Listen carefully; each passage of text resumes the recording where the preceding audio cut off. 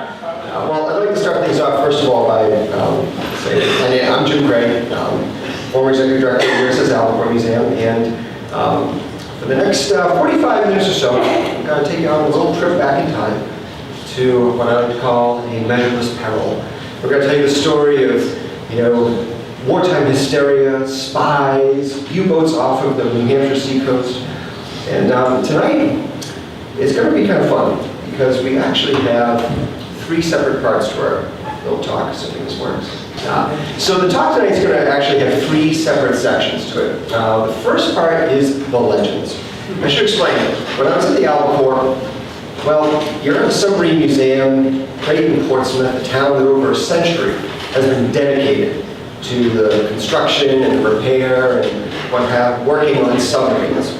So you're going to expect some interesting characters to walk through the door every now and then. And from the very moment I started, all the way up until the very end, week after week, month after month, year after year, folks would come in talking about German U-boats off of Portsmouth. And at first I was like, well, what are you guys talking about? This stuff sounded very revolved, almost fantastic, if you will.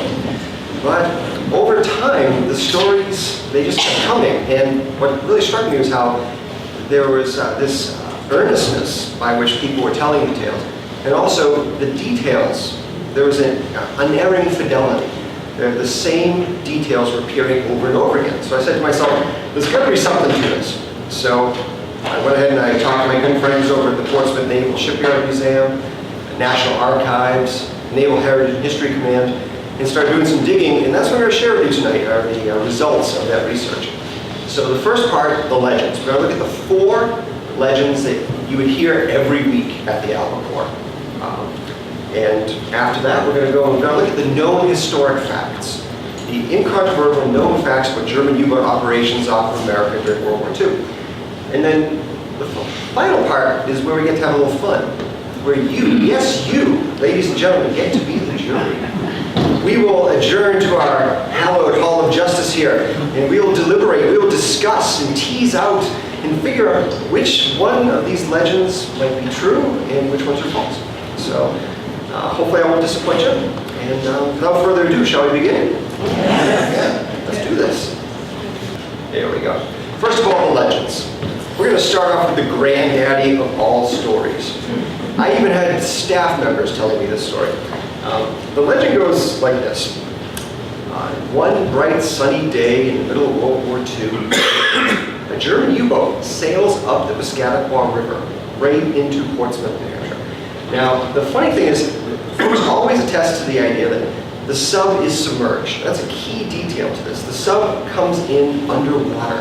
And then somewhere off of the Portsmouth Naval Shipyard, thereabouts, it surfaces.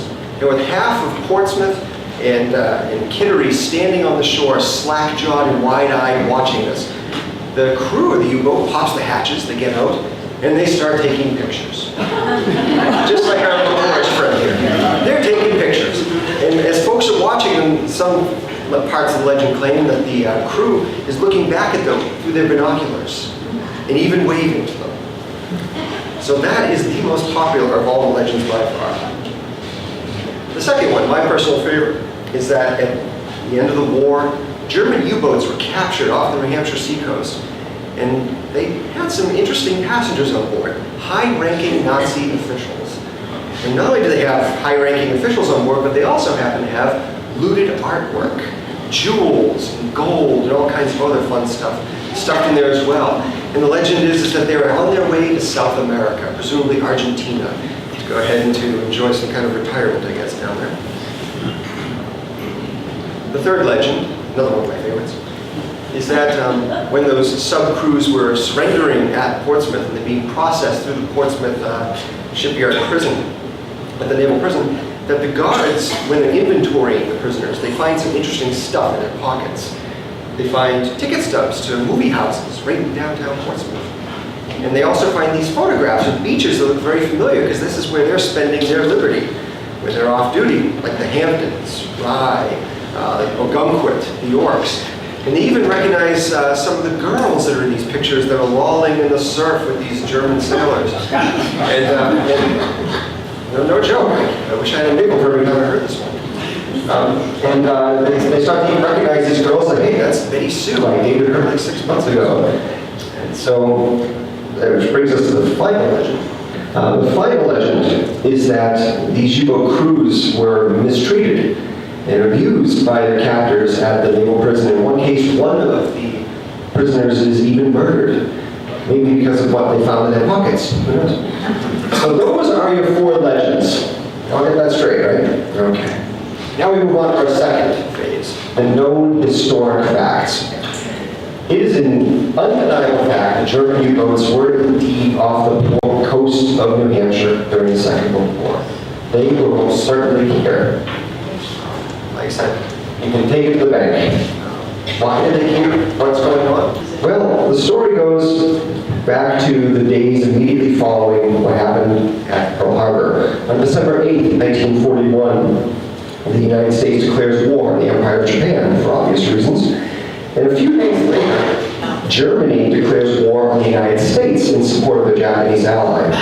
And the Germans, they're not doing tough talk. They mean this, because they institute Operation Drumbeat, which is immediately followed by the even more spectacularly successful Operation Newland. What the Germans are doing is they're drawing first blood. They are sending their U-boats here to the American shores, and they are attacking our shipping. And from January to around August of 1942, we are not in control of our own territorial waters. Truth be told, if you hopped on a ship and went a mile or more out into the open ocean, you were taking your life in your hands. The Germans are savaging us, and they are, the statistics speak for themselves. 609 Allied ships are sunk off the American coast during this brief window of time. Many of them sunk within sight of land, several in broad daylight. 3.1 million tons of cargo destined for the war effort goes right to the bottom. And over 5,000 Allied merchant mariners and sailors are killed during this time. And the worst part is that our response to this is very weak and anemic. This is why the Germans are running riot here on the eastern seaboard. Number one, we were not prepared for war. Number two, it has to do with events in the Pacific. The Japanese, of course, at this time are gobbling up large swaths of the Pacific. Our Pacific fleet is sitting at the bottom of Pearl Harbor. And so the Navy pulls many of its assets from the eastern seaboard and sends them out to the Pacific to try to blunt the Japanese offensive. So what does that leave here on the eastern seaboard? It leaves a collection of old sub-chasers and destroyers, most of World War I era vintage. These vessels are obsolete. Their weapon systems are obsolete. So is their detection gear. The crews that are manning them are by and large half-trained. It's even worse when it comes to aircraft. The Army Air Corps, well, they have B-18 bombers here. These are obsolete aircraft, and they don't even have the right bombs to engage submarines on board. So their bombs are detonating harmlessly on the surface of the water. So it's absolute mayhem here. And the Navy, the Coast Guard, the Army Air Corps, the Merchant Marine, they're not even really coordinating with each other. Some parts of the seaboard are being scoured with patrol craft, while large, vast tracts of ocean are left unpatrolled. The Merchant Marine isn't even convoying at this point. They don't believe in it. They rather send 1 or 2 ships at a time out and try to dart up and down the coast. So here we have an enemy that we cannot see, a new form of warfare, and every night, somewhere on the eastern seaboard, people look out on the horizon and they see these explosions off in the distances. Freighters and tankers are sent to the bottom. And in the morning, not only does the wreckage of these vessels wash up on our beaches, but so do the bodies of the sailors that are on board these vessels. And our military seems pretty helpless. So there's a lot of rage, and a lot of frustration and anger, and a lot of fear amongst the American populace. It's kind of like 9/11 is happening every other day, and it seems there's nothing we can do about it. So in this environment, it's pretty bad. Things are so bad, in fact, that the U.S. Coast Guard forms what they call the Corsair Fleet, which soon becomes known as the Hooligan Navy. It's kind of like those old John Wayne films. You know, the Duke walks into a saloon, he finds about half a dozen guys, half in their cups. He's like, hey, you, and you, here's a badge, here's a gun, here's my posse. Now we're going to go and get the James game. the same thing's happening. If you have a boat and you're willing to do it, the Coast Guard will hook you up with Browning heavy machine guns, some Thompson submachine guns. If your boat's big enough, they'll give you some depth charges. And you can go out there and catch yourself some Nazis. There is no rhyme or reason to this. We're seeing everything from these 50-foot long teak and mahogany yachts with canvas sails, all the way to beat up old rusted lobster boats and fishing scows. Anybody who wants to do this can go out there and try to get themselves some Germans. There's no rhyme or reason to their patrols. Even Ernest Hemingway gets in on the act. That's actually his cabin cruiser in the bottom here. And him and his buddies are out there, they got their binoculars, they're looking for the Germans. Of course, that was down in the Florida Keys. So it's a bad scene up here. So what's happening right off in New Hampshire? When it comes to New Hampshire, we're kind of lucky. We are in the Gulf of Maine. The German U-boat menace is not as powerful here as it is elsewhere on the eastern seaboard. The real nasty areas are, well, off of Nantucket and Cape Cod. We find there's a lot of activity going on there. The mouth of the Delaware Bay, shipping coming in and out of New York. The worst place is off of Cape Hatteras in the Carolinas. This becomes known as Torpedo Junction. So many ships are being ambushed here. The Germans are going for the choke points, the places, the bottlenecks where coastal traffic is going. The Gulf of Maine, we're lucky. We don't get it as bad as other places. It's not because we're more prepared. It's because we have really good friends. In what will forever stand as a debt of honor to our Canadian and our British allies. The Brits and the Canadians, despite the fact that they are fighting a life and death struggle with the German subs in the North Atlantic, they take some of their ships and some of their planes and they extend their patrol range down from the Canadian Maritimes into the Gulf of Maine to help us out. And this makes it just a little too hot down here for Germans to operate. But they do come through here. For example, the Hooligan Navy in the summer of '42, they have a nice little run-in with a German submarine running on the surface, heading immediately due north off of Newburyport, transiting into New Hampshire waters. It's actually a great story. There are 4 of these guys. They're in a speedboat. One of them is a retired Merchant Marine Admiral, Forrest Todd.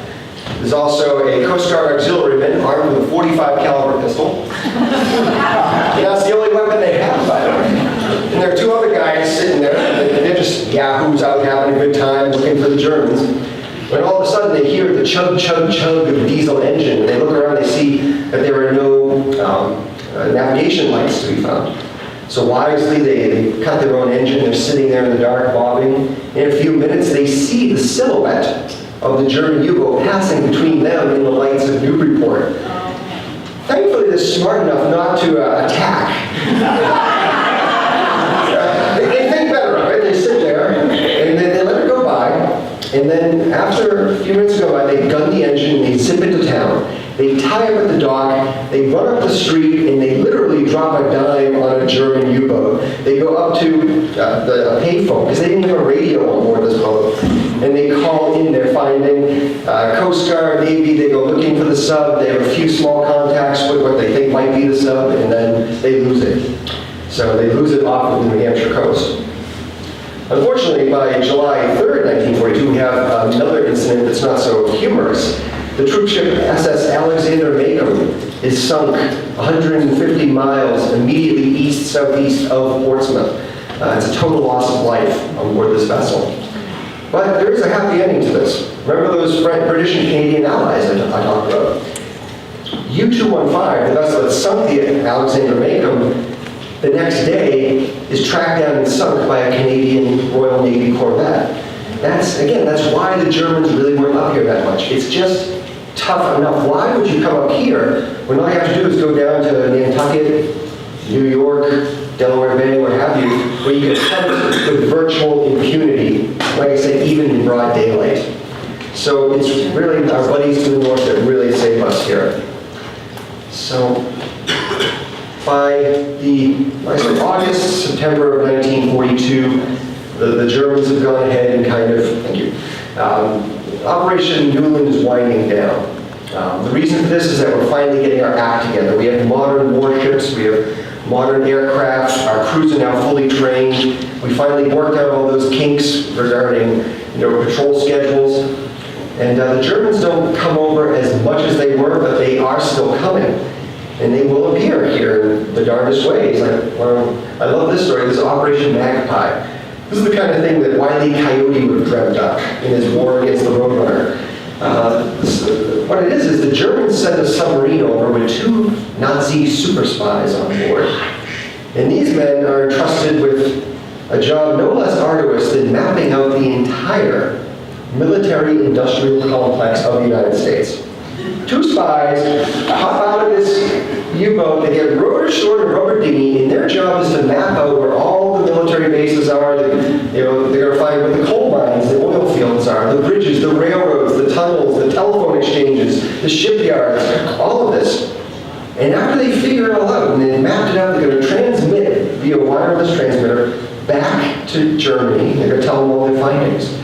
And then the second phase of Magpie kicks into gear, and what happens is more subs come over, and instead of guys here to engage in espionage, a bunch of super spies will jump out to engage in sabotage, and they're going to blow up our bridges and all of our factories and everything, our airfields, and bring us to a shuddering halt.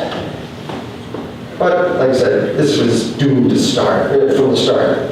What happens is they surface in the town of Hancock, Maine. Hancock has a population a little over 600 at that time. And it's the middle of November in a storm. These guys stick out like a sore thumb. So people start going ahead and, they're getting wise to these 2 characters that are in town. But right before they get the sheriff, the 2 spies catch a lucky break. They flag down a taxi cab on Route 1 South. And they go all the way from Hancock down to Portland, Maine. When they get to Portland, they hop on a train. And from Portland, they go down to Boston, and eventually down to New York, where they go ahead and they have their rendezvous with the FBI, which is a story in and of itself. Absolutely hilarious. So what does that do to New Hampshire? Well, they surface to the north. They make their way through New Hampshire, but these super spies are so awesome at their job that they blow right by one of the cornerstones, one of the linchpins of the military-industrial complex, the Portsmouth Naval Shipyard. So they're so good at their job, they don't even know they go by it, and they eventually, like I said, end up down in New York, bringing Magpie to an inglorious end. Another instance, though, where the U-boats rear their ugly head again is not so comical. On April 23rd, 1945, Eagle Boat 56. This is one of those old sub-chasers from the First World War that's been pressed back into service. It does have modern detection gear, modern weaponry. Eagle Boat 56 is right in Portsmouth's backyard. They're up in the outer parts of Casco Bay. When in broad daylight, they are attacked by U-853. This is very brazen. I mean, we're all adults here. You don't want to piss off a sub-chaser. These guys, their job is to chase you down and sink you.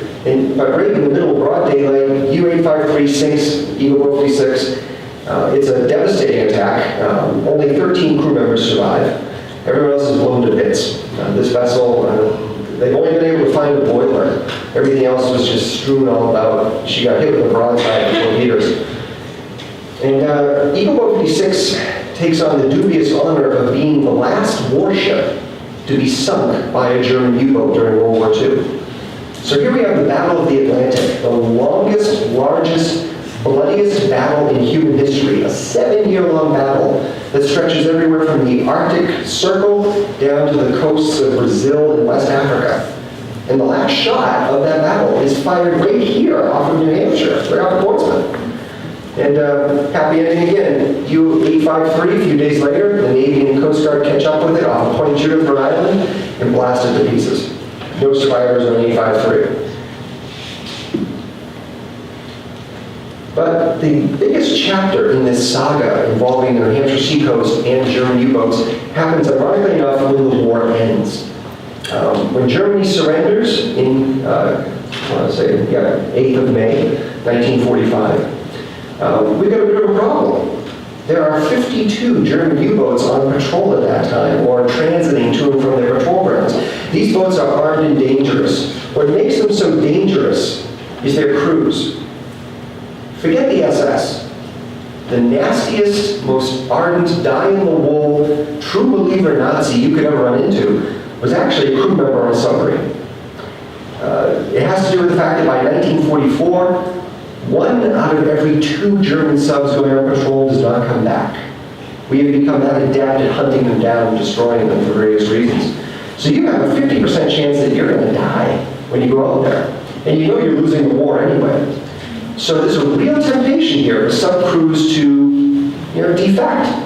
Why go out there and risk your life? And all you have to do is pull up to an Allied port, say, oh, here we are, we surrender.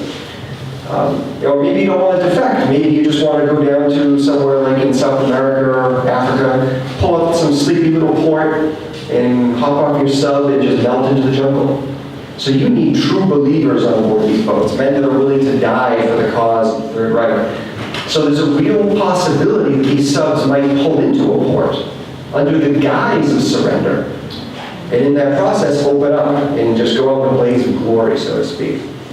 So there's only a handful of ports they are authorized to surrender at, and one of those is Portsmouth. And Portsmouth will take on the lion's share of German subs that are surrendered to the United States at the end of the war.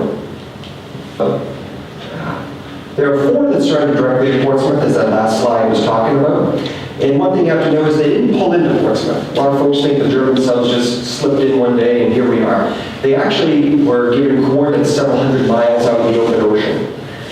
As soon as they surface, they are swarmed by Coast Guard and naval personnel. A number of ships show up, and a surprise crew goes on board. These are Marines from the Portsmouth Naval Prison, as well as some Navy and Coast Guard personnel. They remove most of the crew immediately. Only a skeleton crew remains to pilot the vessel back into port, and they are doing it literally with the guns pointed at their heads by the coasties and the Marines and what have you, just in case they get into any funny business. So there are 4 that surrender directly at Portsmouth. There are 5 more that are brought here or surrendered elsewhere and are brought to Portsmouth. Why do we want these subs at Portsmouth so badly? Well, it's the shipyard, of course. The Portsmouth Naval Shipyard during World War II is where the best subs are being researched, designed, and built in the U.S. fleet. This is the pinnacle of sub design in America. And well, the Germans, they built pretty good subs. They built the best subs in the world at that time. So we want to get our hands on these suckers. We want to tear them apart. We want to study every square inch. We want to know what makes them tick. And that's exactly what happens here. The German sub-tradition and the American sub-tradition were both excellent. But by themselves, they never could have gotten to the next level.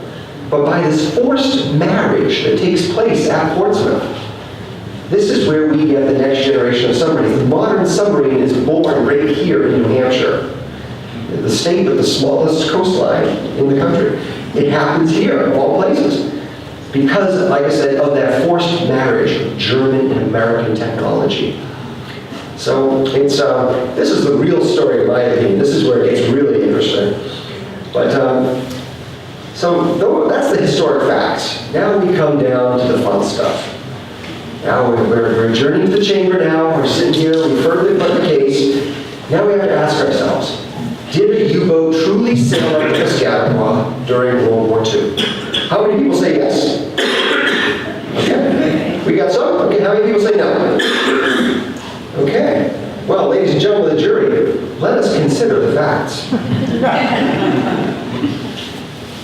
Unlike most ports on the eastern seaboard, Portsmouth, because of the shipyard, was actually, the defenses were pretty good. Now, we weren't caught unawares here. Even before Pearl Harbor happens, the U.S. Army has already taken Forts Stark and Foster and revamped their defenses. They've re-garrisoned them. We have modern artillery there.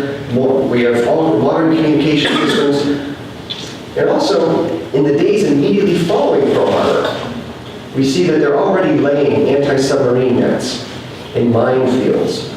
So at a time when the German Naval High Command is still poring over charts, trying to figure out how are we going to do this, how are we going to institute Operation Drumbeat, we have already closed the door at Portsmouth.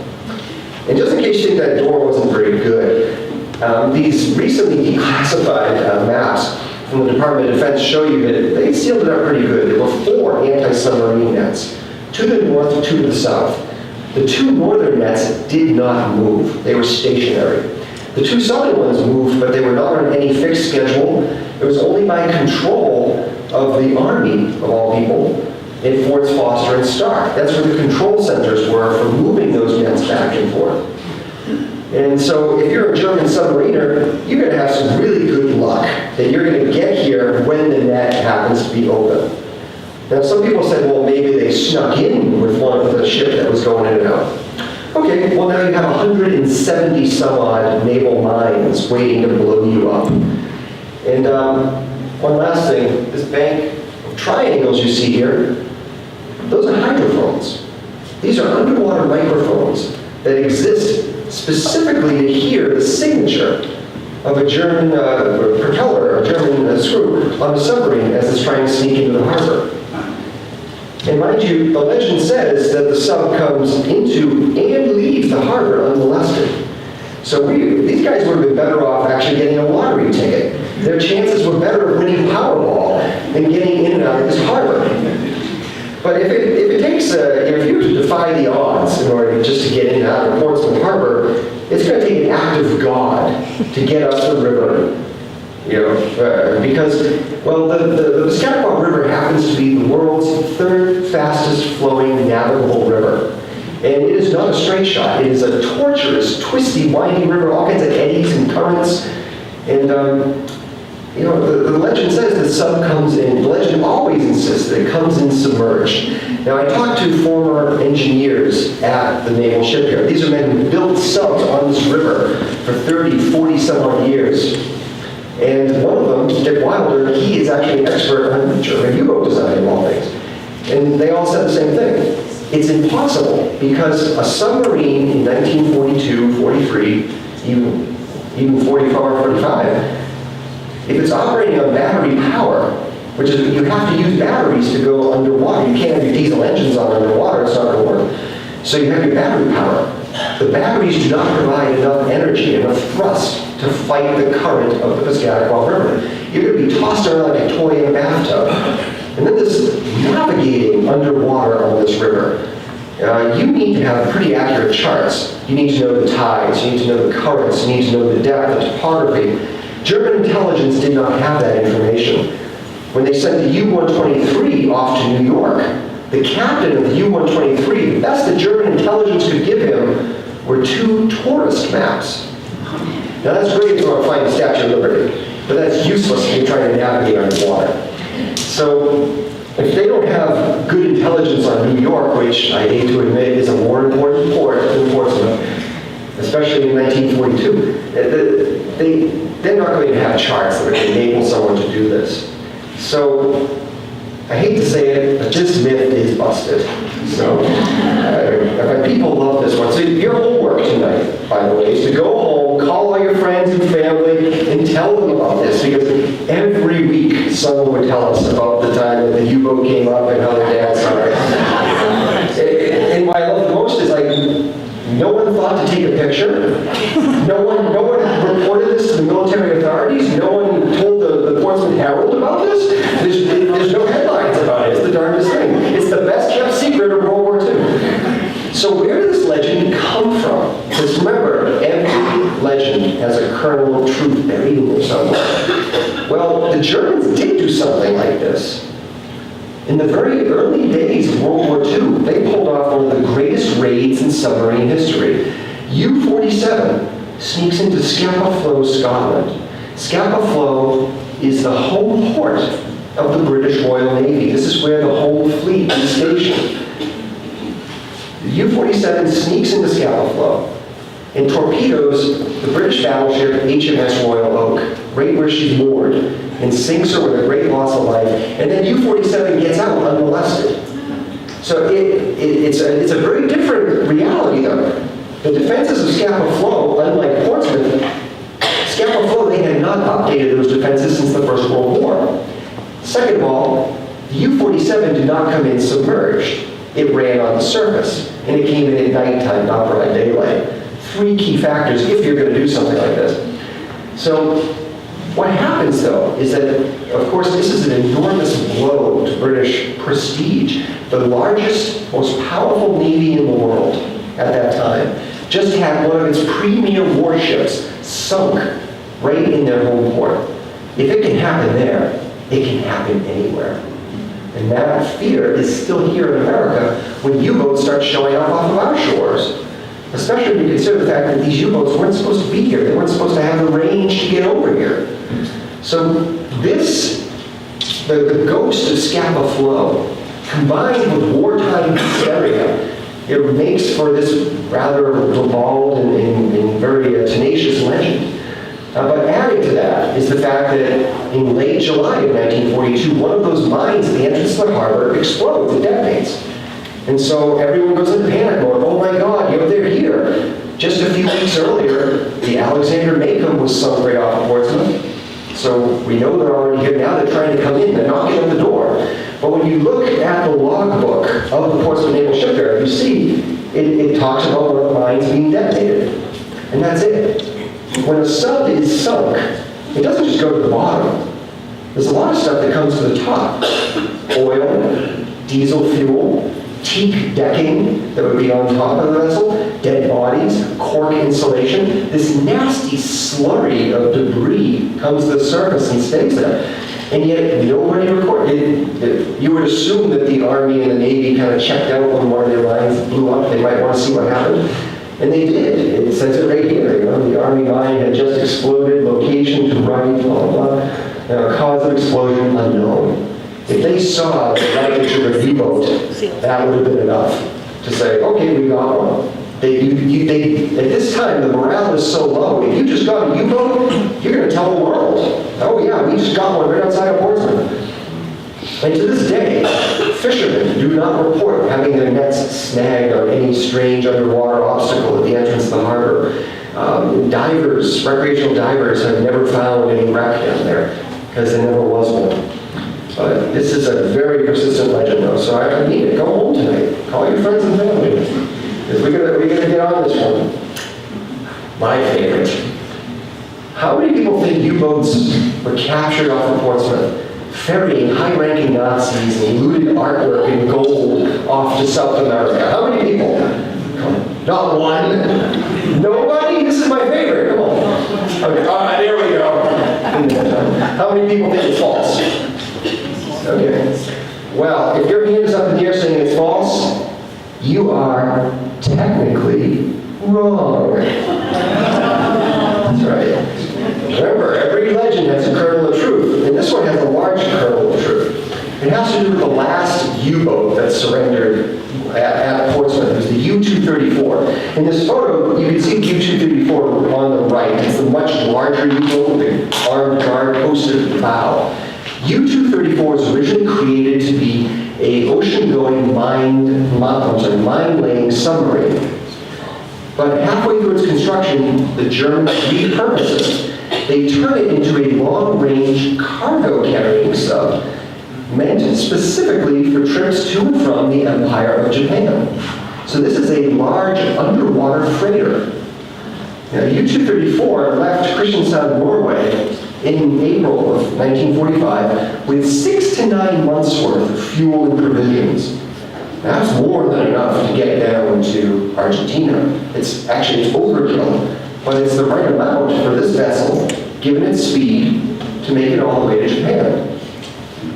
Now, when they brought the vessel here, there's a reason there's an armed guard posted at the bow. It's not to protect gold.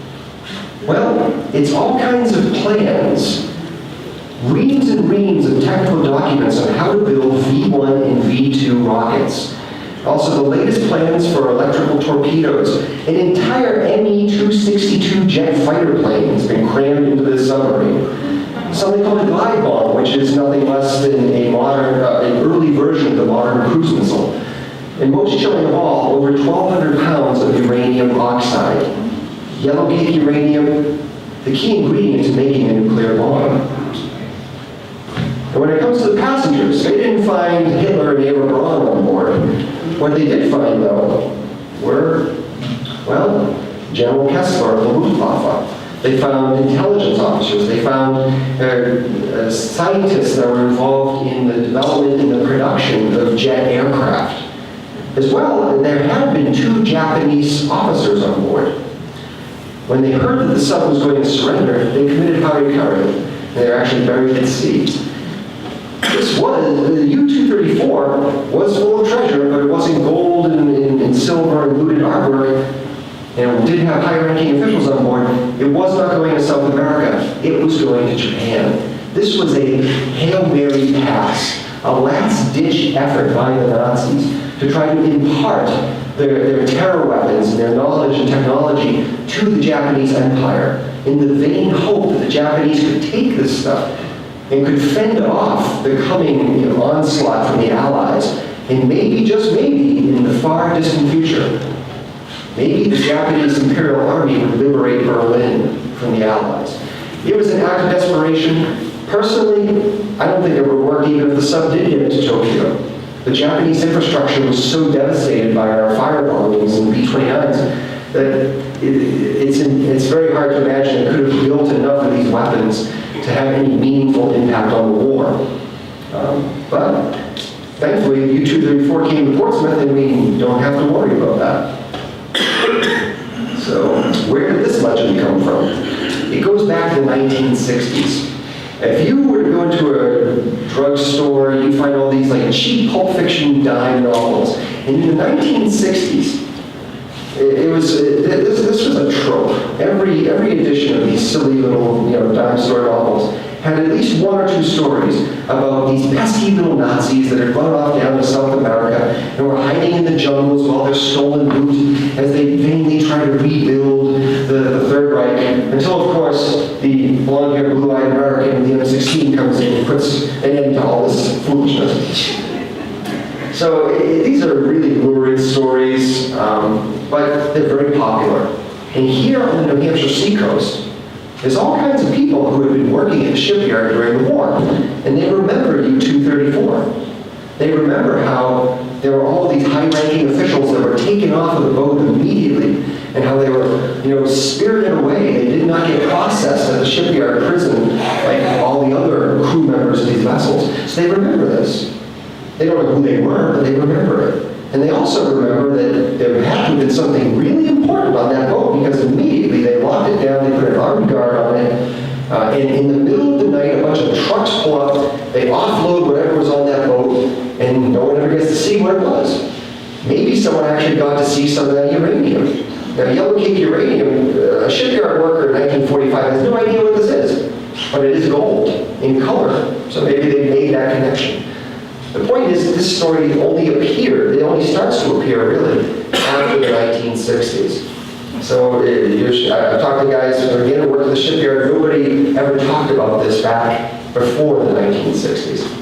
So that seems to be the origin of that little legend. Or we could say it's really, there's reality to it, but then this silly story gets glommed onto it. And the two have become rather inseparable, unfortunately. So now we come to our third legend. Yes. How risque. Did they find pictures of local girls frolicking on beaches in the area in the arms of German sailors? Did they find these ticket stubs to local movie houses in the pockets of German submariners when they were brought into the Portsmouth prison? Who says yes? Okay, we got one. We got one in the back, one brave soul. Everybody else says no? Well, you guys are right on this one. Truth be told, when a German sailor is back home in port, he's dressed up in his uniform, he's just as dashing and handsome as anybody else. I hate to say it, they're not the stereotype ladies, but many a lady is a sucker for a man in uniform. So you can believe that some young girl on the beaches at York or Gunquit could fall into the arms of one of these handsome devils. But that's how they look when they're back home. The truth is, when a German submariner is on a combat patrol, his appearance is a totally different story. It's pretty hard to imagine some local girl falling into the arms of one of these sexy devils. Truth be told, life on a German submarine was pure hell. These vessels were dank, they were damp, they were crowded. You are living inside a machine. your clothing, every pore on your skin stinks of diesel fume. Your fumes. You're covered in lubricants and hydraulic fluid. And of course, for the subs that were coming over here, remember I said earlier, we didn't think they could make it here because technically we were beyond their range, and we weren't. What the Germans did was, because they're Germans, pretty smart guys, they take some of the tanks full of drinking water on the subs, they pump out the water, and they put in more fuel, enabling them to get over here, do a combat patrol, and get back home. But of course, this takes water and makes it at a premium on these boats. So forget about showering, forget about brushing your teeth, forget about flushing the toilet. You get to do it every once in a great while after a bunch of other guys. It's gross. Like I said, it was hell on board these boats, people. It's the only thing they get to do is they can consume the water and they can use it for cooking and occasionally flushing the toilet. So these guys, when they get off the boat, they stink. So just imagine you're sitting here. Let's imagine you're in the Army or the Marine Corps, and you're on Liberty, and you're in a movie house in Portsmouth, and all of a sudden one of these guys comes walking in. You're not going to know this. Or then you're playing in the surf, and one of these guys comes emerging out of the water. You're going to fall into his arms and like, oh my God. I mean, it's an absurd legend. But you'd be amazed how many people love to tell it. And of course, we have to look at the fact that none of these photos have ever surfaced. I mean, this is the age of Google, people. Don't you think someone would have put it online by now if there was a photo of their grandma running around with a German submariner? And but the real kicker is when the sailors surrendered at the Portsmouth Naval Shipyard, they didn't just empty their pockets. There was a detailed inventory taken of all their goods. And we know what these guys had on their persons. Not one mention of a photograph or a ticket stub or any of this crazy stuff. So where is the root of this legend? Because remember, every legend has a kernel of truth. Well, when you look at the inventory, you find one anomaly. It was 11 cents. They found 11 cents American currency in the pocket of one of these sailors. How do you get it? It's anyone's guess. But the thing is that this does seem to go ahead and be, we just keep going forward here, this is fun. This does seem to be the origin of that legend. And now that I've ruined the surprise, we all know the answer to the final one, which is when the sailors from these German subs were surrendered at Portsmouth, were they abused? Technically, yes. Now, this abuse is nothing like what the Germans did during World War II, or what the Russians did to the Germans, or the Japanese did to the Allies. Personally, I roll my eyes at this and like, come on, people, get real. But when the German sailors surrendered, one of the things that happened was that after they were all inventoried and we knew about what was in their pockets, we proceeded to go ahead and rob them blind. The good men and women of the Portsmouth Naval Shipyard took anything and everything you could imagine as a souvenir. Like, that's a German flag, but that's not a German sailor, that's a U.S. sailor at the shipyard grabbing it. It was so bad, it actually became almost like an assembly line production. Every button on their peacoats was methodically removed. There was a demand for this. This was history. This was the end of the war. This was the enemy. Everyone wanted a piece of them. And so all kinds of stuff is getting taken from them. It got so bad that the commandant of the yard had to post a guard at the gates to frisk everybody as they're going out the gate to make sure they're not taking stuff. But, these folks, they're no dummies. They would hire local youths to row over to the yard. And then they toss them the stuff. And then the kids would row back ashore. And then after they go through the gate, they meet up with them down at the Forsyth or over in Portsmouth. And they go ahead and they, get their stuff back in exchange for like a pack of Camels or, a dollar or two. And this stuff is still out there. It still shows up. Over at the Curie Historical Naval Museum, they had a German officer's dagger in their collection. They didn't know what it was. When I was over there, I was like, you guys do know what this is and how it got here, don't you? So in the attics of the Curie Portsmouth area, you'll still find stuff taken from these German sailors. So I don't think it's abuse, but according to the Geneva Convention, these guys were abused. Yeah. Another thing that happens when they're getting on board the buses that will take them away from the Portsmouth Naval Prison, well, the good men and women of the shipyard proceed to hurl abuses and swears and epithets at them and even spit on them. Again, Auschwitz, this ain't. Okay? This is not the Bataan Death March, but it is considered abuse under the Geneva Convention guidelines. So that's the whole part about abuse. But what about that murder I was talking about? We can still vote on this one. Who thinks that one of the crew members of these German subs was murdered? Anybody?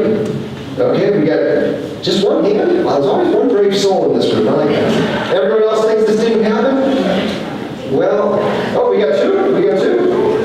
Okay, we got two who say it happened. Nobody else? Well, again, this is where fact and fiction get really blurry. It has to do with this gentleman right here. This is Captain Lieutenant Steinhoff. He was the commander of the 3rd submarine to surrender at Portsmouth. And there's just no easy way to say this. We're all adults here.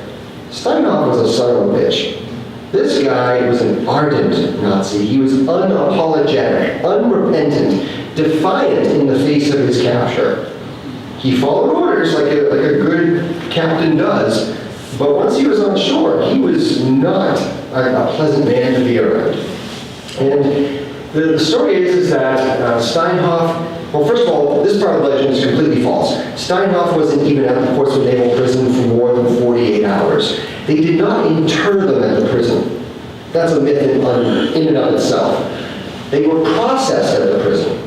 They were inventoried, they strip searched, the whole bit, fed, and then they were put on buses. And those buses shipped them down to the Charles Street Jail in Boston. And from Charles Street Jail, they went to Fort Devens, out in Ayer, Massachusetts, and from there, they entered the military prison system, and most of them were interred down in Mississippi. Some of them went to Arizona.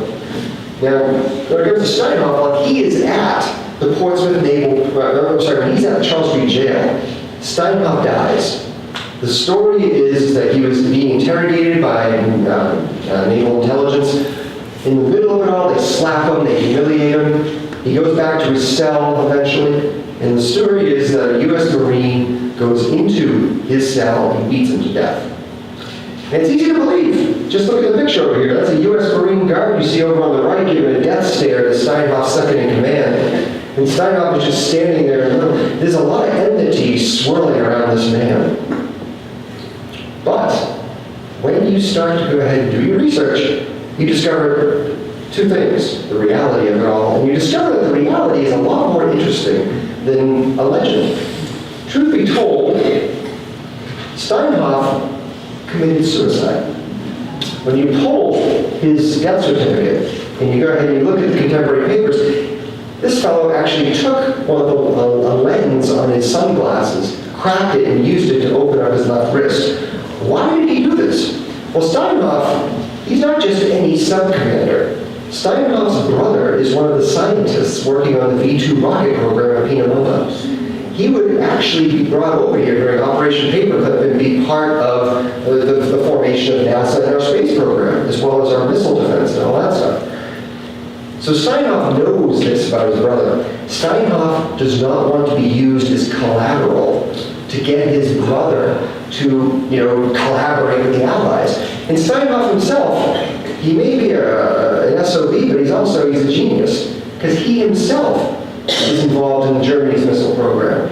This man envisioned, designed, and successfully executed the first launch of a missile from a submarine ever.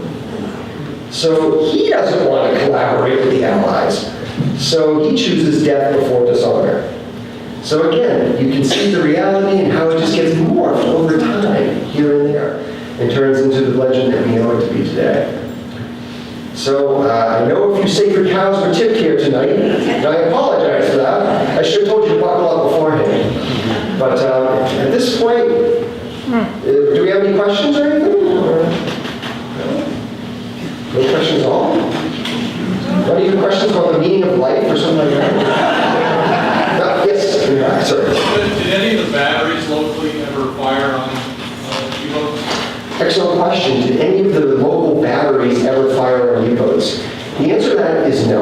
Again, there aren't that many U-boats operating here in comparison to elsewhere, and when they do operate in the Gulf of Maine, they're operating at night. Like the one off of Newburyport that comes into New Hampshire waters, that's nighttime. The Alexander Macon is sunk in the middle of the night. They're not chancing it because the air patrols coming down from the Canadian Maritimes. So because of that, a surface battery really isn't going to find much to fire upon. Now, to this day, you can still see the directional towers. Now we're getting into another topic. What were these batteries designed to do exactly? The Army kind of didn't know what threat would come over the horizon. And so a lot of these batteries with disappearing guns and 16-inch guns, they're really meant more for surface targets. But I can assure you, if a German submarine in the middle of broad daylight came up the Albacore, and it would have to be on the surface, it's hard to imagine all these guys who are gung-ho, they want to get in the war, they're sitting there twiddling their thumbs, and all of a sudden, hey friend, isn't that a German U-boat? You think they're just going to sit there and watch it? No, they're going to get in those guns and they're going to open fire. But we have, every time that the guns are reported to have fired, it is for practice purposes. So we don't have any example of them ever engaging an enemy target. Yes, sir. What happened to the U-boats that were brought in? Excellent question. What happened to the U-boats? Did you want to go, do you want a general answer or specific? Oh, whatever suits you. Okay, well, when it comes down to the U-boats, most of them, by treaty, they have to be used for target practice after 3 years. So, and this is another fun one, because every once in a while, you do have recreational divers who find a U-boat in the Gulf of Maine. Most of them are sunk right off of Portsmouth. If it's not Portsmouth, it's off of Cape Cod. And so you have these guys who find them, and they think, oh my God, I just found a Nazi sub that must have been sunk during the war. Well, no, we know exactly which subs they are, because we recorded it. They were used as target practice by our submarines. As we are taking those designs for the new electric torpedo, we take that design, we test it in our subs, and we're firing them at the old German boats. Now, one sub ends up in all places down in Chesapeake Bay. What's it doing there? Well, this sub, instead of using it for target practice, they used it for demolition practice. So they tow it down to the Chesapeake Bay, and they go ahead and receive the plant charges, and like the equivalent of what today would be our Navy SEALs. They're going to swim it out there, blow it up, it sinks. It only sinks in 70 some odd feet of water. So then we have our salvage divers for practice. They go down there, float it back up, and then they blow it up again, and they do this like half a dozen times. And to this day, if you're a recreational boater down there, they actually have a buoy over it, and you can like go into a certain frequency, and you can hear the whole story of that's the U-111, I want to say, 1111, which was a strange boat in and of itself. It had anechoic tiles. It was the first sub to ever have. It was sheathed in rubber, and it was the Germans trying to find a way to suppress the signature of sonar pulse against the hull. And also it has an added benefit. It traps in 25% of the noise. Today, every sub in the world has anechoic tiles on it. So it was another one of those inventions that they took. My favorite sub that's brought in, though, is the U-505. If you want to see a German submarine, go to Chicago to the Museum of Science and Industry. The U-505 was captured during World War II by Admiral Daniel Gallery off of the West African coast. The only Congressional Medal of Honor issued to the United States Navy in the Battle of the Atlantic happened during that operation. So they captured the sub intact. They go ahead and on board it has the ultra codes. It has all this great intelligence information, which enables our Navy to crack the German Navy ultra code, which had 4 cylinders. It was deemed unbreakable. With that information, we now know where the German U-boats are. So they believe that the end of the war was hastened by maybe as much as 2 to 3 years by having this information, because now we can just zip around the U-boat wolf packs. And when we want to, we can blast them to pieces because we know exactly where they are. Because they transmit religiously every day orders. They put up the antenna, they get the orders, they decode it, and now we're decoding it, and we know where they are. So U-505 is captured off West Africa, it's brought to Bermuda. After the war, it's brought to Portsmouth. And of course, they go and they look under the hood, see what there is to learn about it. And there isn't much. It's an older type U-boat. But it was actually at the foot of Daniel Street for over 10 years. You could walk down there, you could go on board, poke around, and learn all about the German U-boat. Now, remember, all the other U-boats were sunk for target practice. That was by treaty. We actually, with the United States, Russia, France, Great Britain, we all grabbed German subs. We all wanted to know what made them tick, but by treaty, we could not press them into service. We could not use them. We had to sink them. Well, when they're about to sink U-505, Admiral Gallery says, excuse me, boys, that's not covered by the treaty. That's a prize of war. That was captured. I captured that sucker. So you're not going to sink it. And he's successful. And so Admiral Gallery, a Chicago native, pulls a few strings and gets that sub moved up to Chicago, where it's on display today. And I have to tell you, if you're ever in Chicago, it is the gold standard for displaying a submarine. It is an amazing exhibit. And one of the best parts about it was all the equipment had been stripped off, of course, for examination. So when they got it, it's kind of an empty hulk. The Museum of Science and Industry writes back to the manufacturers in Germany who made all the parts and said, hey guys, could you help us out here? And no, they never charged. These different manufacturers over in Germany in the post-war era made replacement parts to put on board the sub. And there's one letter that says, well, since you're going to have it for a long time, we figure, you should probably have a nice representation of German engineering on display. So that's the fate of the different subs. And oh, there's one other I should mention. One of the subs was a mini sub. It was brought over from, it was in the Baltic. It was brought over, it did not sail. The Germans tried to sabotage it before it would fall in enemy hands. So it's brought over by ship. It's examined at the shipyard. They realize it doesn't have much intelligence value. It's kind of a crummy design. And this is another legend we didn't even get into. Another legend is at one point a German mini-sub tries to get into the harbor. It gets hung up in the nets. And then eventually, they hear it on the hydrophones, and they go down there, and they find the operator's dead. He's been asphyxiated in his own sub. It's a great story, and again, it's bunk. There's nothing in the logbooks that testifies to this. It's a memory of that mini-sub, because the mini-sub was brought there, and they didn't bother to sink it. They buried it on the shipyard. Because as they were expanding the shipyard's really 3 islands, 4 islands. And so they used it as landfill. And at a later date, they decided to build on top of it, and ding, ding, oh my God, what's this? Oh look, it's that mini sub. And so it's actually been moved about half a dozen times on the yard. But it's still there, at least according to Joe Luker, the curator over there at their museum. And it's buried somewhere on the yard. But that gave birth to another legend that we could be here all night talking about. There are so many stories. So I didn't even put that one in. Yes, sir. Okay, Swenson Granite was a warplane during the war, and I was 10, 11 years old, and they wove huge nets, and I was told they hung them over the side of ships, but they also blocked harbors. So now this is the first time I can picture what they really were. They were huge nets, and they made them right up in Concord, and they shipped them wherever. So that's all up and down the eastern seaboard. And I couldn't quite picture, but what they set up there in Portsmouth, I'm sure they hung the nets down underneath, and that little sub got caught in one of them. And we were told that it could catch a torpedo. Oh, it was really meant to catch So stuff. that's interesting. I mean, would a torpedo get through?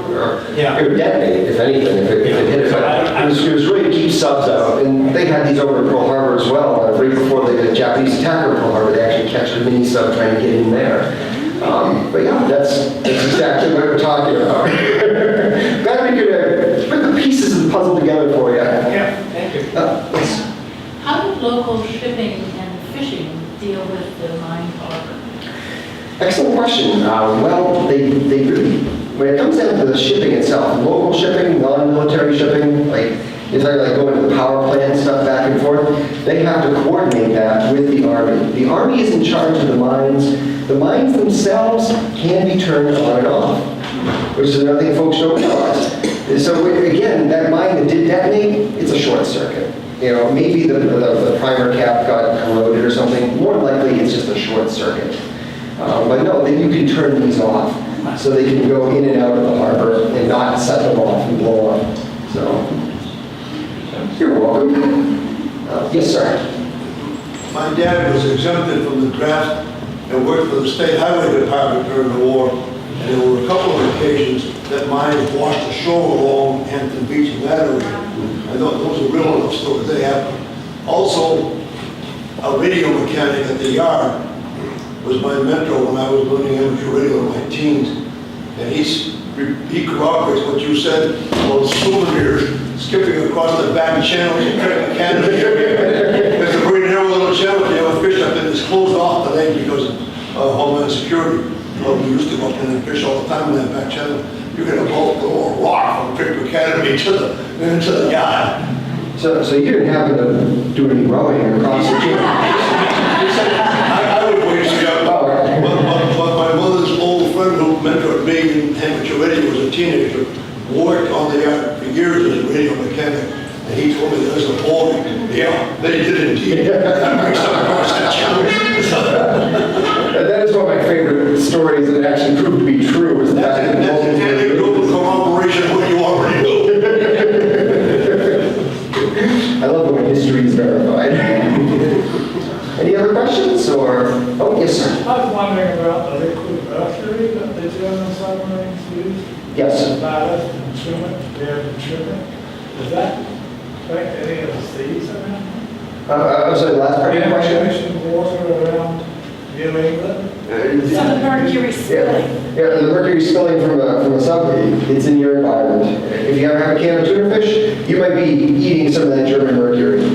But you're absolutely correct. The mercury is used to trim the vessel. It was a lot better as a ballast in many cases because of its liquid properties. At least this is what I'm told. I'm not a naval engineer or a naval architect. But in the case of the U-234 in particular, they didn't know the mercury was on board at first. It's actually, they start cutting into the vessel, and all of a sudden they strike mercury, and they're like, what the heck is this?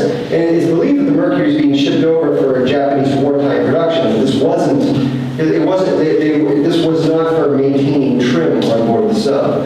And a lot of German subs, I should mention this too, by the very end of the war, they were not using mercury anymore. They have other purposes for it. In the case of the U-853, the one that sank Eagle Boat 56, divers who dived that wreck at Point Judith, one thing they found is in the center of the boat are all these ammo cans. They're like, what's this doing here? Well, the problem is that if you don't have the mercury on board, when you fire the torpedoes, your vessel can porpoise. It can go ahead and do all kinds of wonky things because the sudden change of weight as these big heavy warheads go screaming out. And so 853, what they did in order to counteract that was they're moving around the ammunition on board the vessel to try to gain some kind of a simple primitive balance when they fired it. When Eagle Boat 56 was sunk, she did go ahead and broach the surface after the torpedoes had cleared her. There was an article in the paper about 6 months ago about a German submarine that they found around the Bahamas, and they were diving after it to get the mercury. Because there's so much mercury in it, it's worth a lot of money today. I can't imagine there'd be much left because when a depth charge or a depth bomb goes off, She didn't say that the ship was damaged, they were just going down to explore it. And having to suck, there was no explanation. well, I just can't imagine there'd be that much mercury to take out there. It's in the ocean now. And even if it somehow, the bunker of the mercury didn't get ruptured, just the corrosion of sitting at the bottom of the ocean all those years is going to wear into it. Yeah, you would imagine. Any other questions, comments, concerns? No? Well, guys, thank you so much for your time. Thank you. Thank you.